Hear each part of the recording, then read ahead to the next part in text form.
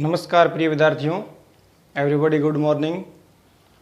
अपने कक्षा 8 में एक चर वाले रैखिक समीकरण चैप्टर चल रहा था और 2.3 तक अपने कवर कर चुके थे उसे। आज अपने 2.4 को शुरू करेंगे। तो आज उन सब चैप्टरों से अभी तक जो आपने पढ़ा है उन सब का प्रयोग करेंगे। यानी आज आपको वीडियो के एंड तक डटे रहना है और वीडियो को स्किप नहीं करना है, क्योंकि आज आपने अभी तक क्या सीखा है उस चीज़ की परीक्षा होगी। आज आपका दिमाग पर पूरा जोर पड़ेगा। आज आपको सोचना और प्रश्न जो देगा, जो क्वेश्चन देगा, उसकी गहराइयों में जाओगे तब वो क्वेश्चन समझ में आएगा आपके, और फिर भी अपने आगे बढ़ सकते हैं। तो आप पूरा ध्यान दीजिए और मेरे साथ बने रहिए वीडियो के एंड तक और अपने कंटिन्यू चलते रहेंगे। अगर आप ईयरफोन का प्रयोग करते हैं, यूज़ करते हैं, तो ये आपके लिए बेटर होगा, दी बेस्ट होगा, क्योंकि आपका ध्यान एकाग्रचित जब तक नहीं होगा तब तक पढ़ाई करने का कोई मज़ा नहीं आएगा। इसलिए आप ईयरफोन का प्रयोग कीजिए और मेरे साथ बने रहिए। और अभी तक अगर आपने वीडियो को लाइक और शेयर और सब्सक्राइब नहीं किया है तो पहले जाइए और वीडियो को लाइक, शेयर और सब्सक्राइब कीजिए। मैं उम्मीद करता हूँ आपने वीडियो को शेयर, लाइक और सब्सक्राइब कर दिया है। तो अपने आगे चलते हैं अपने चैप्टर की तरफ। 2.4 में चैप्टर का जो पहला क्वेश्चन है वो आपके सामने स्क्रीन पर है। देखिए कि क्वेश्चन क्या है कि दो संख्याओं में पहली संख्या दूसरी की 5 गुनी संख्या है, कि पहली संख्या दूसरी की 5 गुनी है। यदि दोनों संख्याओं में प्रत्येक संख्या में यानी दोनों में यानी अलग अलग दोनों में 21 जोड़ दें तो 21 जोड़ने पर पहली संख्या दूसरी संख्या की दुगुनी हो जाती है। तो वह संख्या अपने ज्ञात करनी है। पहली संख्या दूसरी संख्या की दुगुनी हो जाए तो वह संख्या अपने ज्ञात करनी है। अब यहाँ क्या है, एक संख्या दूसरी पर डिपेंड है, तो अपने यहाँ सिर्फ एक ही संख्या को मानेंगे कि माना जो पहली संख्या है वो x मान लेंगे। अब यहाँ देखो, पहली संख्या दूसरी संख्या की 5 गुनी है। अगर आपने पहली संख्या को x माना तो दूसरी संख्या क्या होगी, दूसरी की, क्योंकि पहली संख्या 5 गुनी है इसलिए वो उसमें यानी x/5 होगी दूसरी संख्या, और x/5 को लेंगे तो क्वेश्चन में अपने ज़्यादा दिक्कत आएगी। इसलिए अपने पहले क्या मानेंगे, दूसरी संख्या को, कि मानना दूसरी संख्या x है और पहली संख्या दूसरी की 5 गुनी है, इसलिए पहली संख्या कितनी हो जाएगी, 5x। तो मैं सबसे पहले मानूंगा कि माना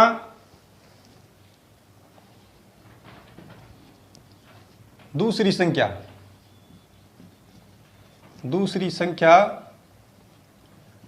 x। अब दूसरी संख्या x है और वो कह रहा है पहली संख्या दूसरी की 5 गुनी है, इसलिए पहली संख्या हो जाएगी, पहली संख्या इसकी वो 5 गुनी है, इसलिए पहली संख्या हो जाएगी 5x। अब आगे वो कह रहा है कि प्रत्येक संख्या में, कि प्रत्येक दोनों जो संख्या है उन प्रत्येक संख्या में 21 जोड़ दें, इसमें भी 21 और इसमें भी 21। तो 21 जोड़ने के बाद जो पहली संख्या है वो दूसरी की 2 गुनी हो जाती है। तो प्रश्नानुसार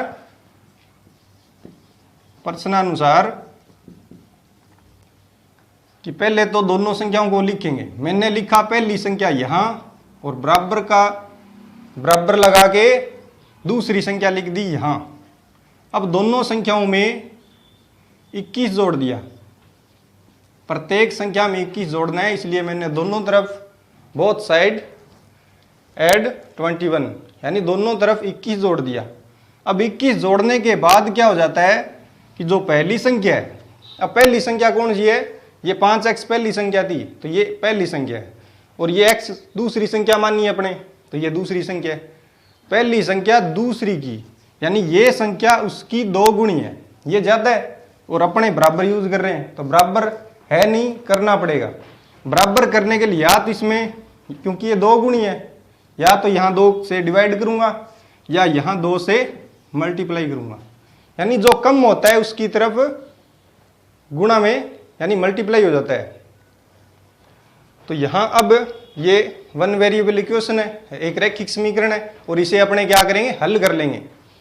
अब ये 5x + 21 और बराबर में इस 2 का अंदर मल्टीप्लाई कर देंगे। अंदर करेंगे तो ये 2x यानी 2x + 21 × 2 42 यानी कि 42। अब इसे सोल्व करेंगे तो ये 2x ये 2x अपने इस तरफ लेंगे, 5x - 2x और ये 42, और इसमें से ये प्लस का 21 21 उस तरफ गया तो माइनस का 21 हो गया, ये माइनस हो जाएगा। अब 5x में से 2x कितने बच गए, 3x, और बराबर में 42 में से 21 गए, कितने रह गए, 21। अब इसे सोल्व करेंगे, यहां से x की वैल्यू कितनी आएगी, x की वैल्यू x = 21 अपॉन ये जो मल्टीप्लाई में 3 है वो डिवाइड में चला जाएगा वहाँ, तो बट्टा 3। अब x = 21 में 3 का भाग दे दूंगा मैं, तो 21 में 3 का भाग दिया तो कितना आ गया, 7, यानी कि x 7 आ गया। और x को अपने क्या मानना था, दूसरी संख्या, यानी कि दूसरी संख्या अगर 7 है, यानी दूसरी संख्या मिल गई अपने 7 तो पहली संख्या इसकी 5 गुणी है, तो पहली संख्या कितनी हो जाएगी, पहली संख्या 5 × 7 यानी कि 35। तो अब नीचे लिख देंगे, अतः पहली संख्या 35 है और दूसरी संख्या 21 है, या ऐसे लिखेंगे, अतः दोनों संख्याएं क्रमशः 35, 7 है। अब यहां से अपने क्वेश्चन को की जांच भी कर सकते हैं, क्यों 35 और 7 है, दोनों तरफ 21 जोड़ो, 7 में 21 जोड़ा तो 28 हो गया, और 35 में 21 जोड़ेंगे तो 56 होगा, और 56 क्या है, 28 का 2 गुना है। यहाँ से क्वेश्चन की जांच भी होगी। आप इस क्वेश्चन को नोट कीजिए या इसका स्क्रीनशॉट ले लीजिए, मैं आपको इसके लिए वक्त देता हूं।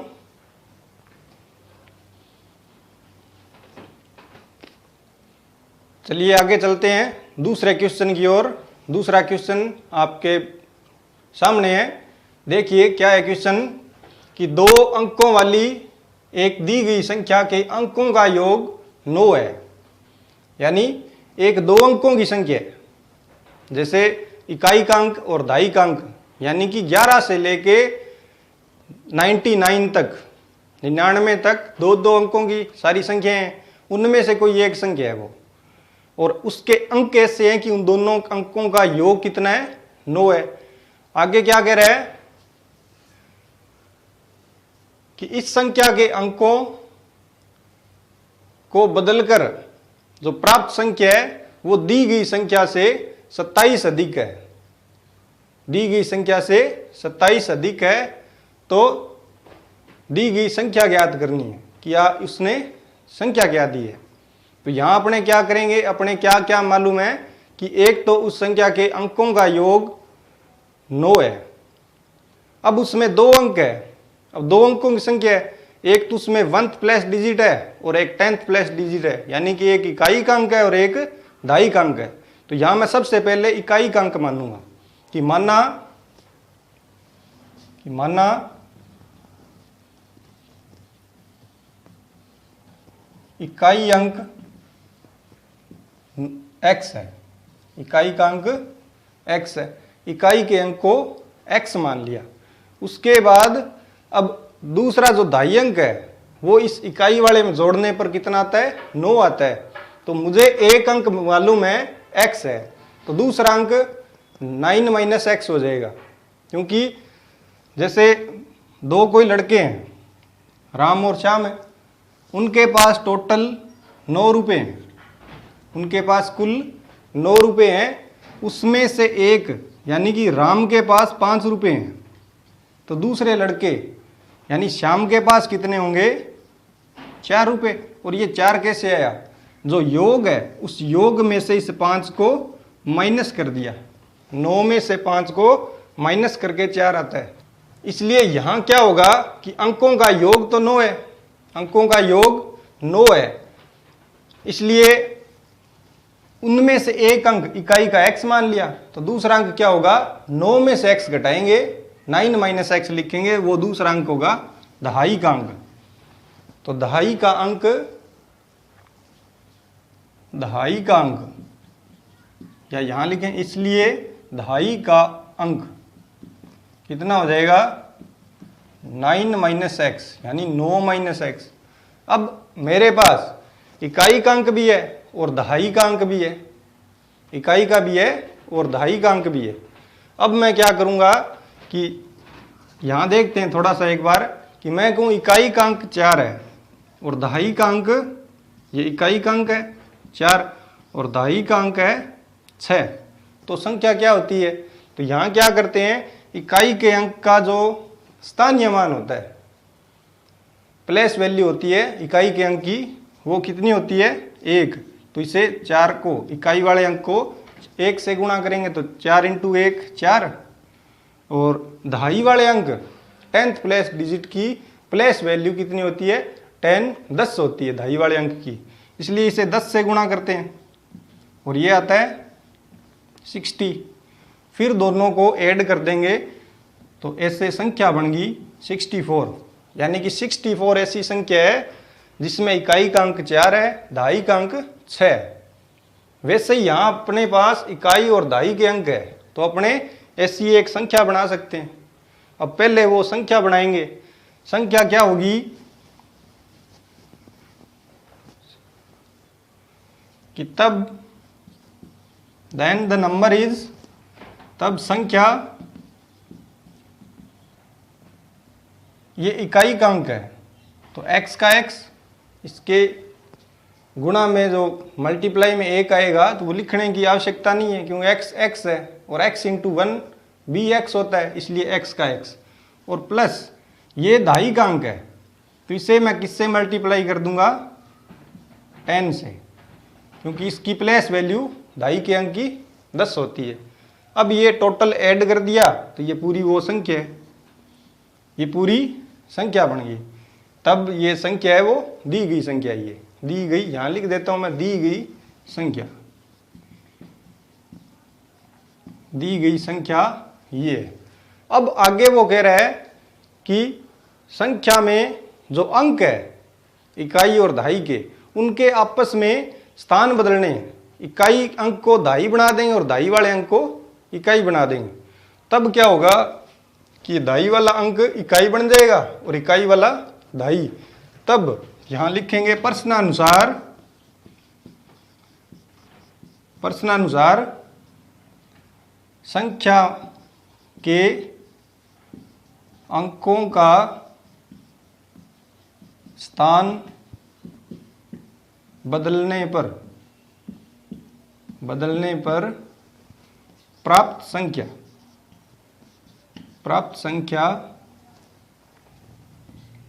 तो क्या संख्या प्राप्त होगी अगर मैं बदल दूंगा तो, यानी इसकी जगह ये आ जाएगा और इसकी जगह x आ जाएगा, तो यहीं से बदला देंगे। यहाँ x लिखा है, इस x की जगह मैं लिखूंगा 9 माइनस एक्स और प्लस 10 × जो 9 माइनस एक्स है उसकी जगह x लिख देंगे, तो यहाँ इंटू में आ गया x। तो ये वो जो अंक बदल दिए उसने, उसके बाद प्राप्त संख्या ये है। अब इन दोनों में डिफरेंस क्या है कि अंकों का स्थान, क्वेश्चन क्या था कि अंकों का स्थान परस्पर बदलने पर प्राप्त संख्या दी गई संख्या से 27 अधिक है, यानी ये संख्या इससे कितनी ज्यादा है, 27 अधिक है, यानी इन दोनों का अंतर कितना होगा, डिफरेंस 27 होगा। या एक काम करें, इन दोनों को पहले मैं बराबर लिखूंगा, फिर जो कम होगी 27 जो कम होगी उसमें 27 जोड़ देंगे, या जो 27 ज्यादा होगी उसमें 27 घटा देंगे। बिल्कुल सिंपल है, इसमें घबराने वाली कोई बात नहीं है। आगे चलते हैं। अगेन अकॉर्डिंग टू क्वेश्चन, पुनः प्रश्नानुसार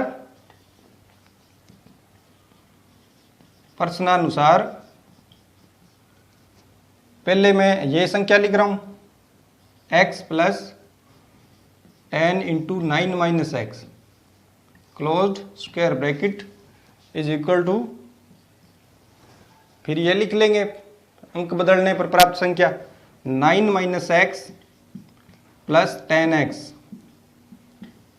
और ये ब्रैकेट बंद कर दिया। अब ये कह रहा है कौन सी संख्या ज्यादा है, प्राप्त संख्या दी गई संख्या से ज्यादा है, 27 अधिक है, ये अधिक है, इसलिए इसमें 27 ऐड कर देंगे अपने। अब ये दोनों बराबर है, अब ये दोनों बराबर है, अब इसे सोल्व कर लेंगे और x की वैल्यू फाइंड करेंगे क्या है। तो आगे चलते हैं, इसमें यहाँ से x और प्लस इसका अंदर मल्टीप्लाई कर दिया 10 का, तो 10 into 9 90 minus 10 into x minus 10x और plus 27 is equal to 9 minus x, 9 minus x और प्लस 10x। अब इसे इसमें जो x की जो टर्म्स है उनको एक तरफ करेंगे और नॉन x है, नॉन वेरिएबल है, वो एक तरफ कर देंगे। अब यहाँ देखिए पहले x और माइनस 10x ये कितनी होगी, यहाँ लिख रहा हूँ आगे मैं, ये प्लस का है, ये माइनस का 10x है, तो इनका डिफरेंस हो जाएगा माइनस 9x, और ये प्लस का 90 प्लस का 27, ये टोटल हो गए 117, 117 प्लस का 117 इज इक्वल टू, ये माइनस एक्स और ये प्लस 10x, ये बच गए प्लस के 9x, प्लस के 9x और प्लस यहाँ क्या है 9 है, 9, तो यहाँ 9 आ गया। अब इसे आगे सोल्व करेंगे तो ये माइनस का 9x उस तरफ जाएगा तो प्लस का 9x, तो 9x प्लस 9x, क्योंकि 9x वहाँ एक पहले से पड़ा है, दूसरा ये चला गया प्लस का हो गया, और वो प्लस का 9 इस तरफ आके 117 में से माइनस हो जाएगा, तो 117 माइनस 9। अब ये माइनस करेंगे तो कितने रह गए 108, और इज इक्वल टू 9x और 9x टोटल कितने हो गए 18x, 18x। अब यहां से x की वैल्यू फाइंड करनी है, x इज इक्वल टू आ गया 108 अपॉन 18। अब डिवाइड भाग दे देंगे और 108 में 18 का जब भाग देंगे तो कितना आएगा 18, 6 जा होते हैं 108, इसलिए x की वैल्यू आ गई 6, x इज इक्वल टू 6। अब x की वैल्यू 6 है, x की वैल्यू 6 है, और x को क्या मानना था अपने इकाई का अंक, यानी कि जो संख्या है उसका इकाई का अंक अपने मिल गया, फाइंड हो गया कितना 6। अब दहाई का अंक क्या है 9 माइनस एक्स, यानी 9 माइनस 6, तो दहाई का अंक हो गया 3। तब यहां लिखेंगे देन 10th डिजिट, यानी दहाई अंक 9 माइनस 6 यानी कि 3।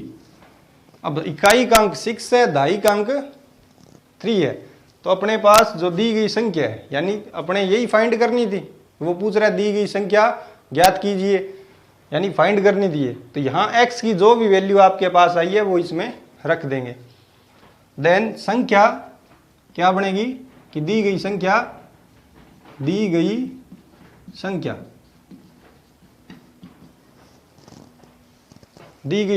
x प्लस यानी 6 प्लस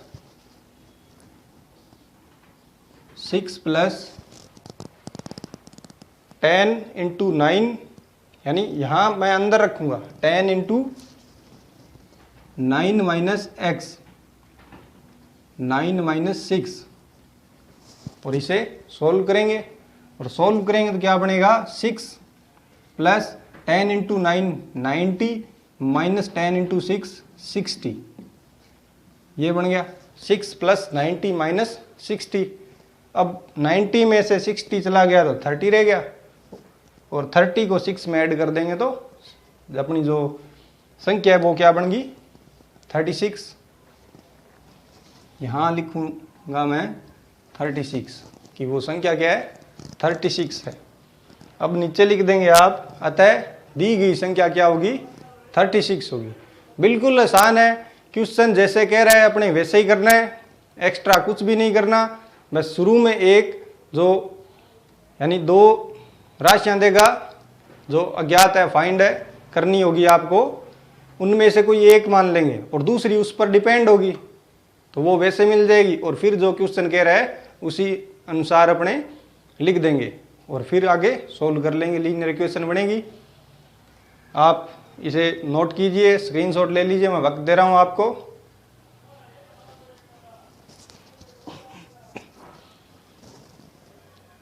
चलिए आगे चलते हैं नेक्स्ट क्वेश्चन की तरफ। क्वेश्चन आपकी स्क्रीन पर है। क्या है क्वेश्चन कि सोबो की आयु सोबो की मां की आयु की 6 गुणी है। कि एक पुत्री है सोबो और एक उसकी मां है, जो पुत्री की आयु है उसकी 6 गुणी आयु है उसकी मां की। तब यहां क्या है कि पुत्री की आयु पर डिपेंड है उसकी मां की आयु, कि जितनी भी पुत्री की आयु है उसकी 6 गुणी उसकी मां की आयु है। तो मैं सबसे पहले उस पुत्री सोबो की आयु मानूंगा कि माना सोबो की आयु x वर्ष है। अब उसकी मां की आयु इस x की 6 गुणी है, इसलिए मां की आयु कितनी हो जाएगी, मां की आयु 6x मल्टीप्लाई होगा, डिवाइड ये ऐड मत कर देना क्योंकि 6 ज्यादा नहीं है, 6 गुणी है, गुणी का मतलब मल्टीप्लाई होगा 6x वर्ष।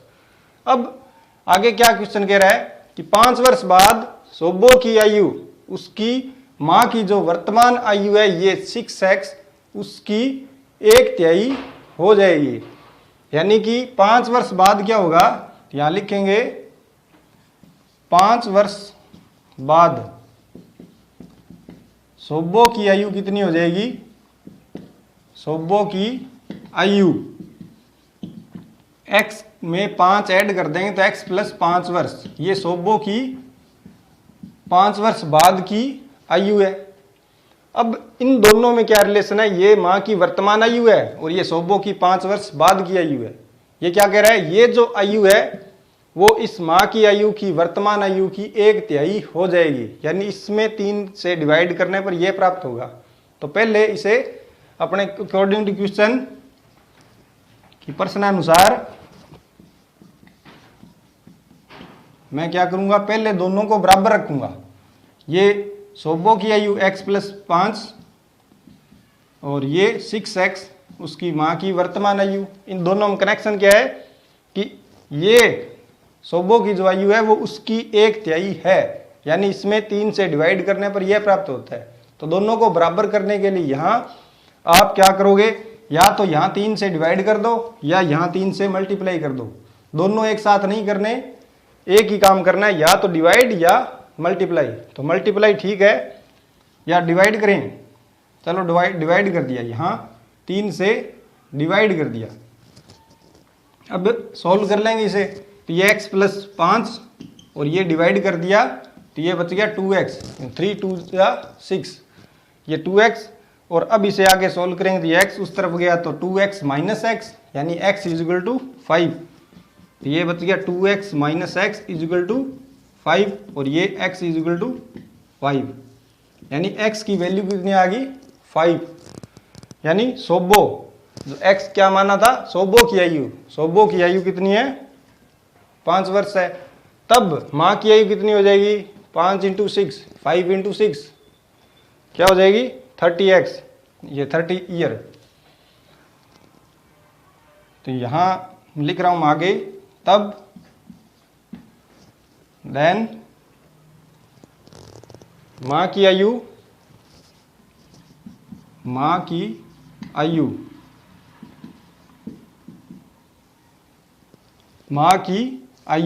6 × x है, x की वैल्यू कितनी आई 5, तो 5 से मल्टीप्लाई कर देंगे तो ये बन गया 30, यानी 30 वर्ष। अब मां की आयु 30 वर्ष है और सोबो की आयु 5 वर्ष है, अतः नीचे लिख देंगे, अतः सोब्बो व उसकी माँ की वर्तमान आयु क्रमशः 5 वर्ष और 30 वर्ष है। ये सोब्बो की आयु है। आप इसे नोट कर लीजिए, मैं आपको वक्त दे रहा हूं, आप स्क्रीनशॉट ले लीजिए।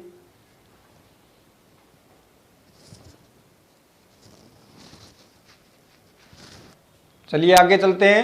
नेक्स्ट क्वेश्चन आपकी स्क्रीन पर है।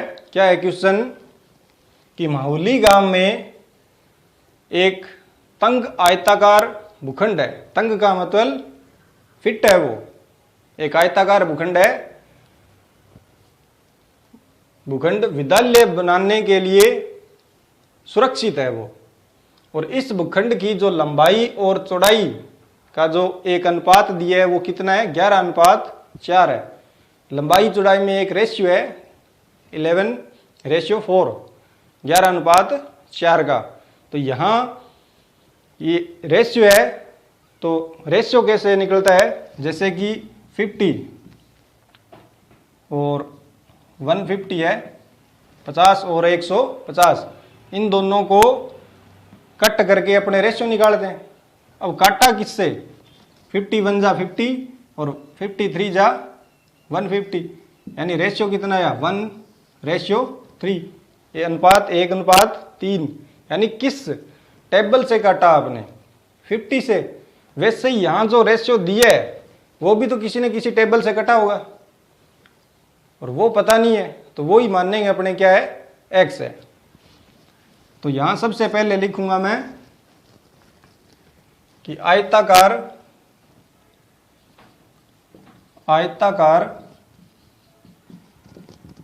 भूखंड की लंबाई व चौड़ाई का अनुपात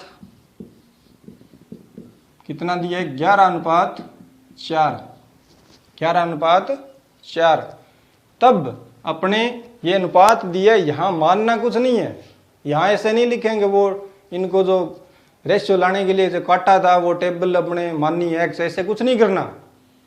यहां क्या है? सीधा डायरेक्ट रेशियो दिया है, तो आपने डायरेक्ट ये लंबाई का रेशियो 11 है और चौड़ाई का रेशियो 4 है, तो यहां लंबाई हो जाएगी 11x और चौड़ाई 4x। तो यहां तब लंबाई कितनी होगी? 11x यानी 11x, और चौड़ाई कितनी होगी? 4x। अब आगे क्वेश्चन क्या कह रहा है? आगे क्वेश्चन कह रहा है गांव पंचायत को इस भूखंड की बाढ़ कराने में 100 रुपये प्रति मीटर की दर से 75,000 रुपये का व्यय करना पड़ता है, यानी करने होंगे। तब भूखंड की माप क्या है वो अपने ज्ञात करनी है। तो जो बाढ़ कर रहे हैं वो, जैसे कि ये आयताकार वही भूखंड है मान लिया, इसकी लंबाई 11x है और चौड़ाई 4x है, यही तो भूखंड है वो।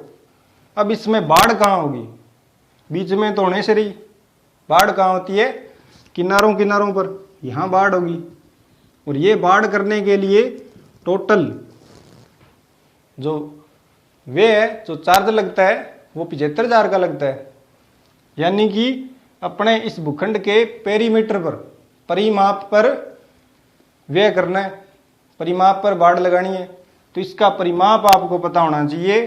पेरीमीटर क्या होगा? आयत का क्या होता है? आयत का पेरीमीटर 2 इंटू लंबाई प्लस चौड़ाई। तो वैसे अपने पास लंबाई भी है और चौड़ाई भी है, तो इसका परिमाप अपने निकाल सकते हैं। जितना भी परिमाप आया, मान लेते हैं यहाँ से एक बार के लिए कि 50 मीटर परिमाप निकला इसका, और वो कह रहा है कितने रुपए? 100 रुपये प्रति मीटर की दर से खर्चा करके 75,000 का टोटल खर्च बैठता है उसका।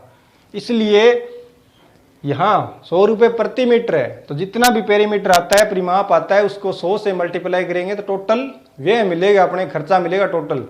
ऐसे ही यहाँ कितना आएगा पेरीमीटर? तो यहाँ परिमाप निकालने के लिए फॉर्मूला लगाएंगे। तो यहाँ लिखेंगे आयताकार भूखंड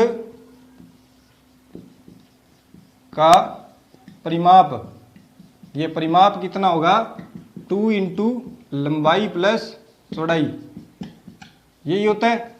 अब यहाँ लंबाई 11x है और चौड़ाई 4x है, वो रख देंगे, यहाँ पुट कर देंगे कि 2 इंटू ये 11x प्लस 4x, 11 और 4 हो गए 15x और 15 टू जा 30x, टोटल पेरीमीटर कितना आया 30x, किसमें मीटर में आया, क्योंकि ये जो चौड़ाई इसकी लंबाई और चौड़ाई किसमें मीटर में, या 100 रुपये प्रति मीटर से वो कह रहा है, उसने सेंटीमीटर का इसमें नाम भी नहीं लिया क्वेश्चन में कहीं भी, इसलिए अपने मीटर में मानेंगे कि ये 30x मीटर उस भूखंड, आयताकार भूखंड का क्या है परिमाप है, उस प्लॉट का।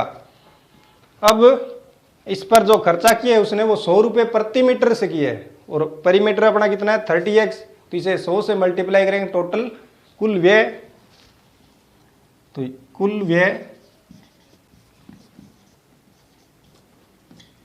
30x इंटू 100, 100 रुपये प्रति मीटर की दर से, और ये इतना उसका पेरीमीटर है, तो टोटल व्यय कितना आ गया 30 इंटू 100, तो ये हो गया 3000x, यानी कि 3000x मीटर, मीटर नहीं है, अब ये टोटल व्यय है, रुपए हैं ये, इसलिए 3000x क्या रुपए आ गए, इतना खर्चा बैठा है। ये तो अपने हिसाब से बैठा है, क्वेश्चन क्या कह रहा है कितना खर्चा आया 75,000 का, टोटल खर्चा कितना बेटा 75,000 का खर्चा है, तब वो दोनों बराबर होंगे, क्योंकि क्वेश्चन तो अपने एक ही कर रहे हैं, एक ही क्वेश्चन किया है, इसी में ये अपने हिसाब से खर्चा आ गया, और क्वेश्चन में जो दे रखा है वो भी खर्चा इसके बराबर होगा। देन अकॉर्डिंग टू क्वेश्चन की प्रश्न अनुसार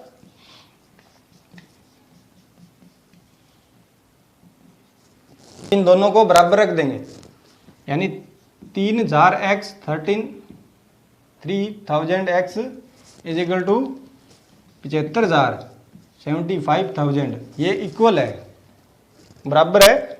अब यहां से x की वैल्यू निकाल लेंगे, तो x क्या आएगा, यहाँ 75,000 बट्टा में चला जाएगा 3000, अब काट देंगे इसे, यानी पहले 0 से 0 कट करेंगे, तो 3 0 नीचे और 3 ऊपर कट होगी। अब 75 ऊपर है और 3 नीचे, डिवाइड कर देंगे 75 को, तो ये बचा 25, क्योंकि 25 3 जा 75 होता है, तो x की वैल्यू आई 25, यानी कि अपने क्या पता चल गया, ये क्या है कि वो जो रेशियो उसने दिया था वो किस टेबल से काटा था 25 से, देन उसकी जो लंबाई है और चौड़ाई है वो अपने इस 25 को इस रेशियो से मल्टीप्लाई करेंगे तो लंबाई आ जाएगी, क्योंकि लंबाई का रेशियो 11 है, तो लंबाई 11x, x की वैल्यू आई 25, तो ये इंटू कर देंगे, इसलिए लंबाई यहाँ लिख रहा हूँ मैं आगे कि लंबाई कितनी होगी 11x, यानी x की वैल्यू 25 मल्टीप्लाई कर देंगे अब, तो ये 11 5 जा 55 कैरी 5 और 11 2 जा 22 और 5 27, यानी 275 मीटर, ये उस भूखंड की क्या है, उस प्लॉट की लंबाई है 275 मीटर। और ऐसे ही चौड़ाई का रेशियो 4 है, तो 4 इंटू 25 ये मल्टीप्लाई करेंगे तो 100 मीटर, ये उस प्लॉट की क्या है चौड़ाई है 100 मीटर। अब नीचे लिख देंगे, अतः लंबाई भूखंड, आयताकार भूखंड की लंबाई और चौड़ाई क्रमशः 275 मीटर यानी 275 मीटर, 100 मीटर 100 मीटर होगी। अब आप क्वेश्चन नोट कीजिए या इसका स्क्रीनशॉट ले लीजिए, मैं वक्त दे रहा हूं आपको।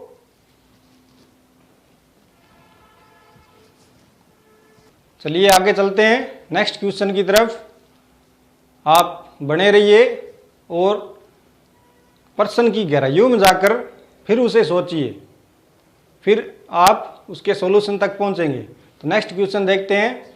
नेक्स्ट क्वेश्चन क्या है कि हसन स्कूल वर्दी बनाने के लिए 2 प्रकार का कपड़ा खरीदता है, यानी अपने जो स्कूल की यूनिफॉर्म होती है उसमें 2 प्रकार का कपड़ा है, पतलून यानी पैंट के लिए अलग होता है और शर्ट यानी कमीज के लिए अलग होता है।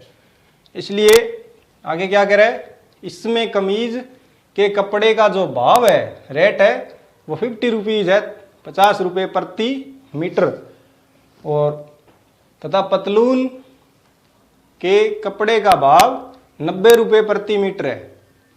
यानी कि जो शर्ट है उसका जो कपड़ा है वो 50 रुपीज पर मीटर है, और जो पतलून है उसका जो रेट है, उसका जो कपड़ा है वो 90 रुपये 90 रुपीज पर मीटर है। आगे क्वेश्चन क्या है, आगे कह रहा है कि प्रत्येक 3 मीटर कपड़े के लिए, यानी वह जो कमीज का कपड़ा खरीदता है प्रत्येक 3 मीटर कपड़े के लिए पतलून का 2 मीटर कपड़ा खरीदता है। यानी ये शर्त है, एक प्रकार से शर्त है कि अगर आपने 3 मीटर कपड़ा लिया है कमीज के लिए तो आपको 2 मीटर कपड़ा पतलून के लिए लेना ही होगा। यानी ये शर्त है। यहां से अपने क्वेश्चन को उठाएंगे। 3 मीटर ये शर्त है, 3 मीटर कमीज का, तो पैंट का यानी पतलून का कितना होगा, 2 मीटर। इसलिए इन दोनों से रेशियो निकाल लेंगे कि कमीज और जो पतलून है उन दोनों के कपड़ों का रेशियो कितना होगा, तो वो रेशियो अपने ले लेंगे।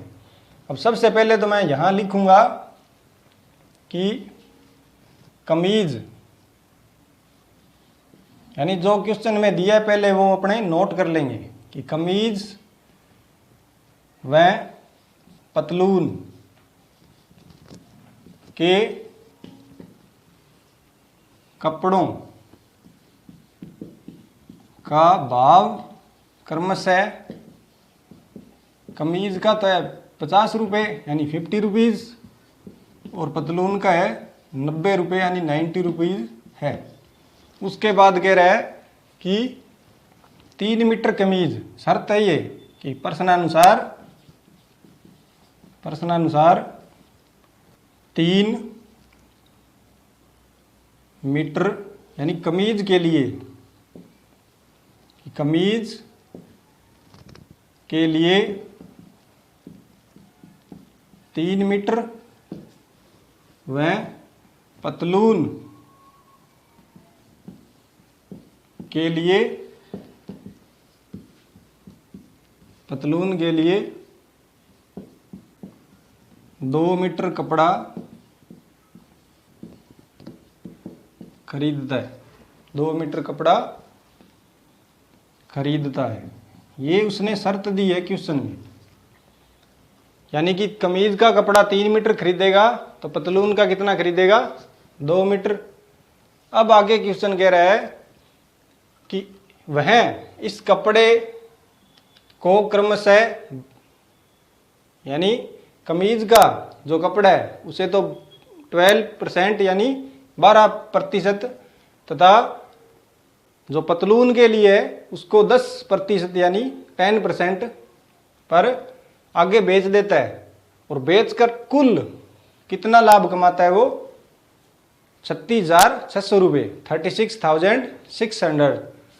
उसने पतलून के लिए कितना कपड़ा खरीदा, ये अपने फाइंड करना है। ये अपने फाइंड करना है कि पतलून के लिए कितना कपड़ा खरीदा।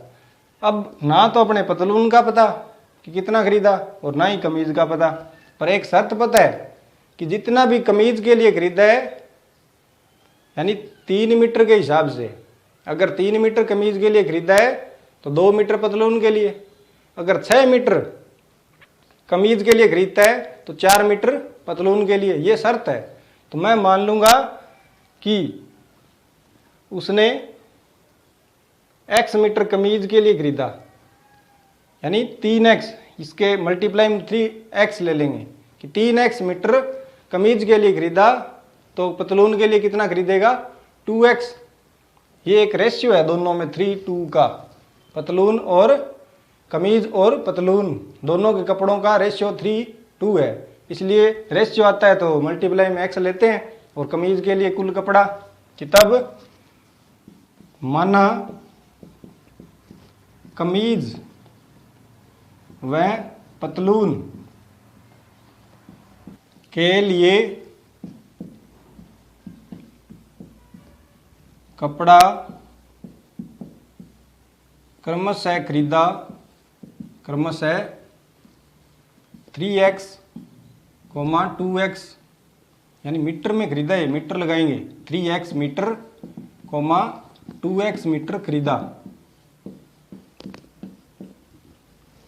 3x मीटर कमीज के लिए खरीदा, तब पतलून के लिए कितना खरीदा 2x मीटर।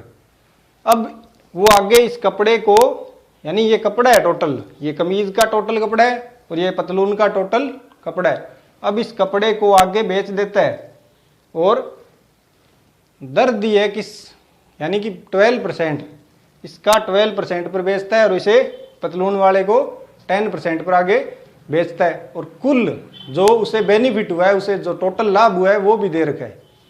तो ये यहां से क्या करेंगे अपने कि ये कमीज का कुल कपड़ा है 3x मीटर और कमीज वाले का 1 मीटर का भाव क्या है 50 रुपये, 50 रुपीज़। और ऐसे ही यहाँ पतलून का टोटल कपड़ा 2x मीटर और उसका रेट क्या है 90 रुपीज़। तो दोनों को ऐसे मल्टीप्लाई करेंगे तो टोटल, यानी यहाँ लिखेंगे कमीज के कपड़े का भाव, कमीज के कपड़े का भाव कितना हो जाएगा, कपड़ा कितना है 3x मीटर और रेट क्या है 50 रुपीज़ पर मीटर। तो दोनों का मल्टीप्लाई कर देंगे 3x इंटू 50, तो ये टोटल हो गया 150x रुपये हैं, ये 150x रुपीज़। ये कमीज का जो कपड़ा है टोटल, उसका टोटल कमीज का है ये टोटल 150x रुपीज़। ऐसे ही पतलून के कपड़े का भाव, पतलून के कपड़े का भाव कितना हो जाएगा, पतलून के कपड़े का भाव, पतलून का कपड़ा कितना है 2x मीटर और रेट 90 रुपीज़। तो 2x इंटू 90, 2x इंटू 90, ये हो गया 180x रुपीज़। अब ये मूल्य है उसका, कपड़े का टोटल कॉस्ट है ये 150x और ये पतलून वाले का 180x। अब इन दोनों को आगे 12% और 10% पर वो आगे सोल्ड कर देता है, बेच देता है और टोटल बेनिफिट दिए है। तो अब मैं इस कपड़े को आगे 12% पर बेचूंगा, यानी इसका इंक्रीज कर दूंगा इसे 12%, यानी कि ये सेल्फ 100% है तो 12% इंक्रीज करेंगे तो 112% इसका निकाल लेंगे, वो इसका 12% इंक्रीज वैल्यू होगी। जैसे कि 50 रुपीज़ है मेरे पास, मैं कहूँ कि मेरे पास इंक्रीज हो गए 50 के 10% इंक्रीज हो गए। मेरे पास 50 रुपीज़ थे, मैंने ऐसा कुछ किया कि मेरे पास 10% इंक्रीज हो गए, यानी मेरे पास अब कितने हो गए, तो मैं 50 का 10% निकाल के या तो इसमें ऐड करूँगा या इसका डायरेक्ट 50 का 110% निकाल लूँगा, क्योंकि ये सेल्फ खुद का 100% होता है। 10% इंक्रीज होगा, टोटल कितना हो गया 110। वैसे ही यहाँ सेम करना है। अब ये कितना हो जाएगा 55 रुपीज़, 10% इंक्रीज होंगे तो 55, वही सेम यहाँ करना है। इस मूल्य को 150x को 12% इंक्रीज करना है और इसे 10%, देन जो भी आएगा उसको टोटल कर देंगे और वो टोटल कितना है 36,600, उसके इक्वल रख देंगे। तो यहाँ से मैं क्वेश्चन को उठा रहा हूँ आगे, यहाँ लिखूँगा डायरेक्ट कि प्रश्नानुसार अकॉर्डिंग टू क्वेश्चन, यहीं से आगे इंक्रीज कर देंगे अपने, यानी 150x है 150x, उसका 112% निकाल लेंगे अपॉन 100, ये तो इंक्रीज हो गया, यानी ये टोटल जो बेचने के बाद उसे कमीज के कपड़े का जो मूल्य मिला वो इतना मिला। ऐसे ही यहाँ पतलून वाले का 180x इंटू 110% इंक्रीज कर रहा है, इसलिए 110 अपॉन 100। ये टोटल पतलून का, कि पतलून का जो कपड़ा है उसका टोटल बेचने के बाद उसे टोटल कितना मिला, इतना प्राइस मिला, ये इतनी वैल्यू मिली। अब टोटल ये कमीज और पतलून दोनों ऐड कर देंगे और दोनों का टोटल उसे जो बेनिफिट हुआ वो कितना है 36,600 रुपये है। 36,600, ये इक्वल में रख दिया। अब इसे सॉल्व कर लेंगे, यानी पहले यहाँ 0 से 0 कट गया, उसके बाद फिर ये दोनों 5 की टेबल से कट होते हैं, तो ये 5 3 जा 15 होता है, 5 2 जा 10, और 2 से ये 112 कट गया 56 पर, 56 2 जा 112 होते हैं।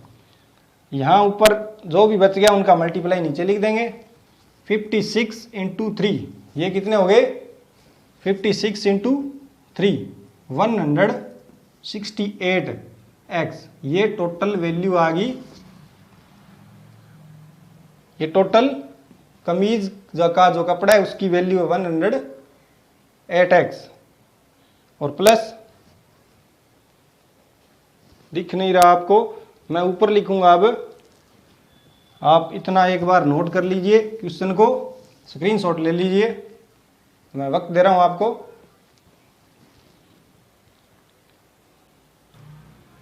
अब यहां इन सबको मल्टीप्लाई किया 56 इंटू 3, तो ये हो गया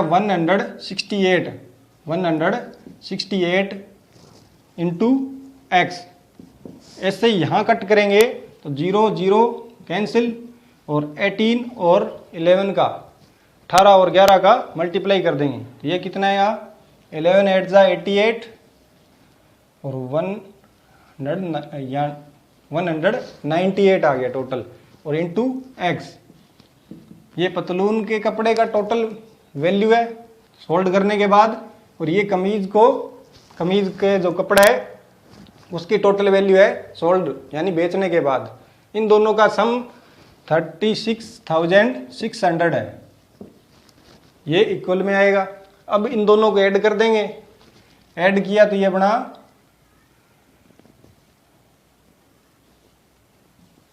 366x इज इक्वल टू 360, ये 36,600। अब यहाँ से x की वैल्यू निकाल लेंगे, x इज इक्वल टू 36, ये आ गया, और 30 ये आ गया बट्टा में। अब कैंसिल करेंगे तो यहाँ सिर्फ क्या बचेगा 100 बचेगा, क्योंकि ये दोनों कैंसिल हो जाएंगे, तो सिर्फ क्या बच गया 100, यानी x की वैल्यू क्या आ गई 100 आ गई। अब x क्या माना था, एक रेशियो जो मल्टीप्लाई में था कि किस टेबल से कटा था, 3 2 का जो रेशियो निकला है। अब क्वेश्चन के एंड में वो पूछ रहा है कि पतलून के लिए कितना कपड़ा खरीदा था, वो बताइए।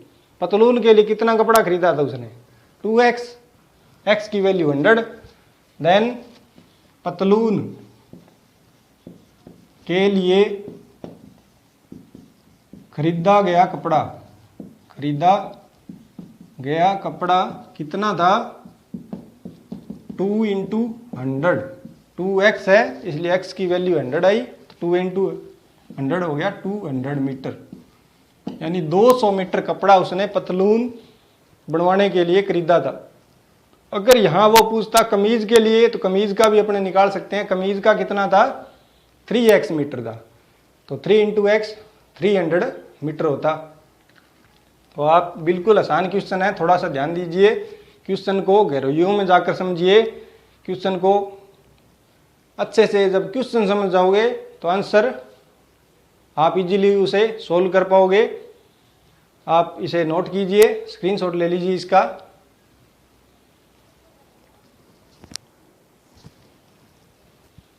चलिए आगे चलते हैं। नेक्स्ट क्वेश्चन आज का ये लास्ट क्वेश्चन होगा, और इस एक्सरसाइज 2.4 का लास्ट क्वेश्चन होगा, तो बिल्कुल इजीली सोल्व करेंगे अपने, और बिल्कुल इजीली देखेंगे।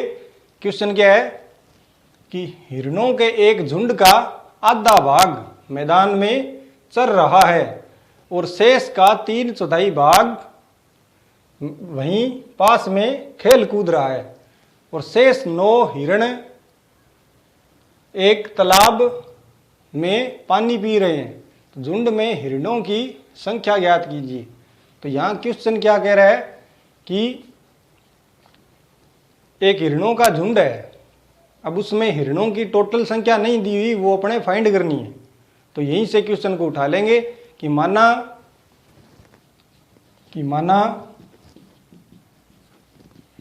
हिरणों की कुल संख्या, कुल संख्या x है। हिरणों की कुल संख्या x है। अब इसमें से जो आधे हिरण हैं वो मैदान में चर रहे हैं, तो यहां लिखेंगे मैदान में चर रहे हैं। अब मैदान में कितने चर रहे हैं? इसके आधे, x है, x का आधा भाग यानी x बटा 2, इतने हिरण मैदान में चर रहे हैं। और शेष का, यानी शेष कितने बचे? शेष का 3/4, शेष का 3/4 वहीं पास में खेल कूद रहा है, यानी आधे तो यहां चल रहे हैं। अब कितने बचे शेष? आधे और रह गए, आधे यानी x/2 यानी x बटे 2 और रह गया। तो शेष यहां लिखेंगे, शेष का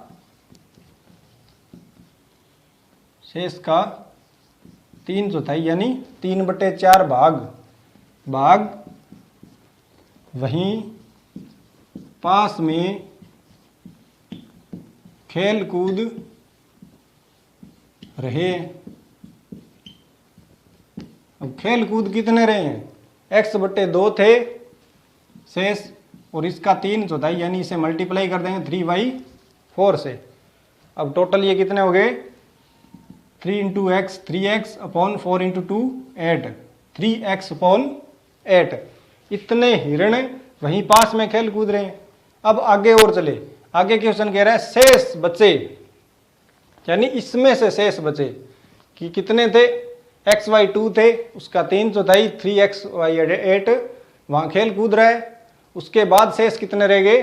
तो अपने शेष फाइंड करेंगे पहले कि शेष कितने बचे। x/2 थे, x बटे 2 थे, उसमें से 3x/8 माइनस कर देंगे तो शेष कितने बच गए? तो यहाँ माइनस करेंगे तो रेशियो आया 8, ये एलसीएम 8 आ गया। और फिर 4x, 2 जा 4, ये 2 4 जा 8 होता है, तो 4 आया, 4 × x 4x माइनस 8 कैंसिल, ये 3x यानी कि x/8। इतने हिरण शेष बच गए पीछे, और ये शेष अपने हिसाब से बचे हैं x/8 हिरण। और क्वेश्चन कह रहा है यहाँ कितने, थर्ड कंडीशन में कितने हिरण बचे? 9 हिरण बचते हैं। तो ये और 9 हिरण दोनों इक्वल है, तो यहाँ लिख देंगे अकॉर्डिंग टू क्वेश्चन, यानी प्रश्नानुसार अपने हिसाब से x/8 बचते हैं और क्वेश्चन के हिसाब से 9 बचते हैं, तो ये इक्वल है। यहाँ से x की वैल्यू फाइंड कर लेंगे। x = कितना आया? ये मल्टीप्लाई हो जाएगा 8 × 9 यानी कि 72, 8 × 9 जा 72, यानी टोटल उस झुंड में कितने हिरण थे? 12। इसलिए नीचे लिख देंगे, अतः हिरणों के झुंड में कुल हिरण 72 यानी 72 थे। आप इसे नोट कर लीजिए, स्क्रीनशॉट। आज अपने ये 2.4 एक्सरसाइज आपका चैप्टर आज कंप्लीट हो गया है। कल इसे कंटिन्यू करेंगे, आगे 2.5 करेंगे आगे, और एक उसका फिर पार्ट और बचता है 2.6, वो भी अपने कंटिन्यू करेंगे। आप इसी तरह बने रहिए और ज़्यादा से ज़्यादा वीडियो को शेयर कीजिए। आप लाइक करते हैं, सब्सक्राइब भी करते हैं, मैं उम्मीद करता हूं आप इसी वीडियो को लाइक्स और शेयर भी करेंगे। आप वीडियो को आगे शेयर करेंगे तो इससे बेनिफिट क्या होगा? इससे बेनिफिट ये होगा कि अपने पास ज़्यादा से ज़्यादा संख्या होगी। अपने यहाँ एक नई शुरुआत करने जा रहे हैं, अब कुछ चैप्टर हो जाए उसके बाद नई शुरुआत क्या करेंगे? अपने ऑनलाइन टेस्ट रखेंगे इसी पर, यानी आपको एक लिंक सेंड करूंगा, आप वहां आकर ऑनलाइन टेस्ट फिलअप करेंगे और अपनी परीक्षा लेंगे स्वयं, और जांचेंगे कि आपका जो स्तर है वो कहाँ है। और शेयर करने से बेनिफिट क्या होगा? क्योंकि कंपटीशन हो ना, बहुत सारा बड़ा कंपटीशन हो, उसमें अपना कोई रैंक आए तो उससे क्या है, अपना मनोबल बढ़ता है। और एक बार अगर मनोबल बढ़ गया तो आप जिंदगी में कभी नहीं रुकोगे, लाइफ टाइम चलोगे और कंटिन्यू आगे से आगे बढ़ते जाओगे। इसलिए कंपटीशन होना ज़रूरी है। अगर कोई अकेला स्टडी करे और खुद ही टेस्ट ले ले और खुद कोई परख ले कि मेरी फर्स्ट रैंक आई, तो इससे कोई फ़ायदा नहीं है, क्योंकि वहाँ कंपटीशन नहीं है। तो फिर उस रैंक का फ़ायदा क्या हुआ? फ़ायदा तब है जब बहुत ज़्यादा कंपटीशन हो। तो इस कंपटीशन में आने के लिए आप ज़्यादा से ज़्यादा अपने मित्रों को, सहपाठियों को लाएं और उनको बताएं कि सर है यूट्यूब पर, वो फ्री में कुछ नहीं ले रहे, सिर्फ एक सब्सक्राइब और लाइक ले रहे हैं और प्लस एक शेयर ले रहे हैं, इसके अलावा कुछ नहीं लेते। और बढ़िया, अगर आपको लगता है कि दी बेस्ट मैटर करवा रहा हूँ मैं, आपके लिए अच्छा है, तो आप बताइए उनको। मैं यही उम्मीद करता हूँ आपसे, आप उनको बताओगे और वीडियो को ज़्यादा से ज़्यादा लाइक, शेयर और सब्सक्राइब कराओगे। धन्यवाद। इसी के साथ जय हिंद, जय भारत। कल मिलते हैं।